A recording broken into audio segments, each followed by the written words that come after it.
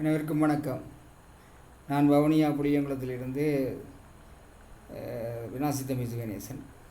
இந்த வீடியோ என்னென்னு சொன்னால் ஒரு 5 நிமிஷத்துக்கு மேற்பட்டதாக இருக்கும். இது சகல வயதினரும் பார்க்கக்கூடிய ஒரு வீடியோவாக இருக்கும்.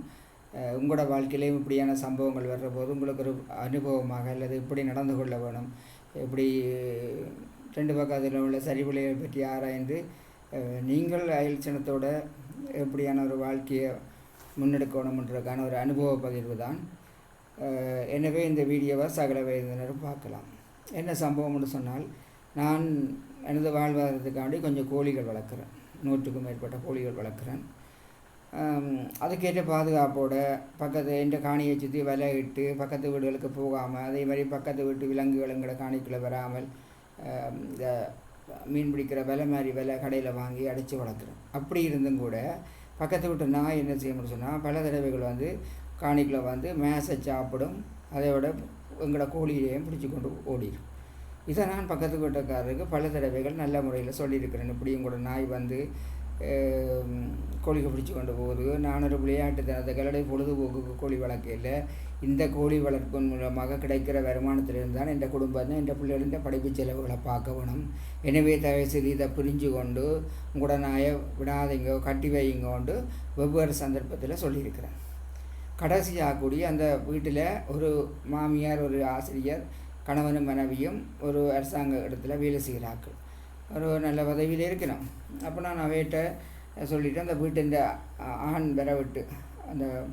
விரவிட்டு ஒரு நாள் நான் கோழி பிடிச்சி கொண்டு போயிட்டு நாய் கையை மெய்யமாக பிடிச்ச பிறகு நான் அவர்கிட்ட சொல்லணும். இரவு போய் நான் அவர்கிட்ட சொன்னேன், இப்படி உங்களோட நாய் கோழியை பிடிச்சிருக்கிட்ட. அவர் சொன்னால் நாங்கள் எங்களோட விருப்பத்துக்கு நாங்கள் அவிட்டு விடுறோமோன்ற மாதிரி கதைச்சேன். நான் சொன்னேன், அப்படி இல்லை, நீங்கள் நாயை ஒரு நல்ல சங்கிலியால் கட்டுங்கோ, கட்டினா பிறகு நாய் வந்தால் பார்க்க முடியும் என்று சொன்னால், அவர்கள் இந்த பாவிக்கிற சங்கிலி இந்த கொக்கு அறந்து போச்சு. அந்த நாயை சங்கிலியில் கொழுவு வந்தான அந்த கொக்கு இல்லை, அவை ஒரு சீலக்கரை அல்லது டயர் நூல் கயிறை பயன்படுத்தி தான் கழுத்தை கட்டினோம். ஆனால் அது சீலக்கரையில் கட்டினா இது நிற்காது, கொஞ்சம் நேரத்தில் அறுத்து கொண்டு போயிடும். அப்போ சொன்ன அப்புறம் கொஞ்ச நாளைக்கு கட்டிச்சினோம். அப்போ இன்றைக்கு திரும்ப பார்த்தால், நான் ஒரு அவசர விழா பவனியாக போகும்னு வலிக்கிட்டு மோட்டர் சைக்கிள் எடுத்துக்கொண்டு ரோட்டுக்கு வேற அப்படின்ற நாயை விட்டு கொண்டு எங்கள்ட கேட்டுக்கு முன்னால் காணிக்கில் வர்ற காய்த்தமாக நின்றுது. அப்போ காணிக்க வரபோது எனக்கு 2-3 பிரச்சனை நடக்கும். உண்டு நெட்டை வாயால் அறுத்து போடும். அப்புறம் போகிற போதும் எந்த பக்கத்தால் தெரியாண்டு பிச்சு கொண்டு போகும். மற்ற ஒரு கோழியையும் கொண்டு போடும், கோழிகளுக்கு போடுற மேசையும் தின்றுட்டு போகும். அப்போ எனக்கு போகிறக்கு மனமில்லை. ஆனால் முக்கியமாக போகணும். நான் என்ன செய்தேன், நான் என் வீட்டை போய் பார்த்தேன்.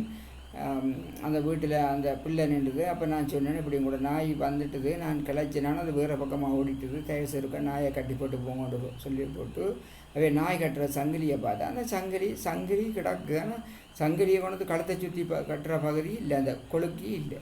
அப்போ நான் எங்களோட வீட்டை என்னட்ட இருந்த ஒரு சங்கிலியை கொடுத்து சொன்னேன், இந்த சங்கிலியால் கட்டுங்கோ, அதால் கட்டினா நாய் நிற்காது, பெரிய நாய் குட்டி நாய்களே அறுத்து போடும், பெரிய நாய் நிற்காதுன்னு சொன்னான். ஏன் இப்படி கொடுத்த நான் என்று சொன்னால், என்னால் முடிஞ்ச அளவுக்கு அவைக்கு எந்த நிலைமையை விளங்கப்படுத்தணும், மற்ற என்னால் முடிஞ்ச அளவுக்கு அயல உறவை பேணணும், என்னால் முடிஞ்ச அளவுக்கு பகையை தேடிக்கொள்ளாமல் வாழணும்ன்றபடியாக செய்திருக்கிறேன்.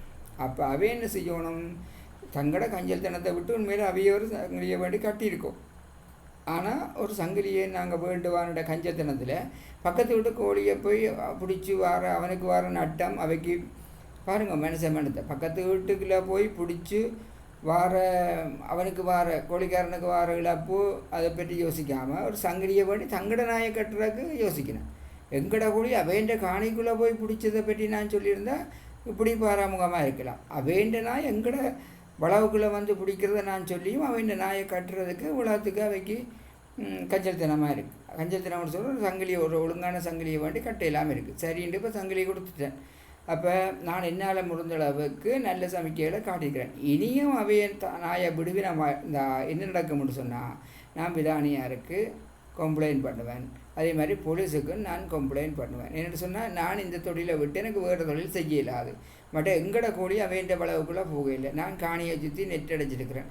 அவைண்ட நாய் அத்துமுறி வர்ற போது என்ன அவை தான் அதுக்கேற்ற பாதுகாப்பை தொடரணும். அப்போ இப்படியான சம்பவங்கள் உங்களோட வாழ்க்கையிலையும் உங்களோட அயலாக்களுடையும் வெவ்வேறு நின்றில் இப்படியான சம்பவங்கள் வெவ்வேறு வரும்.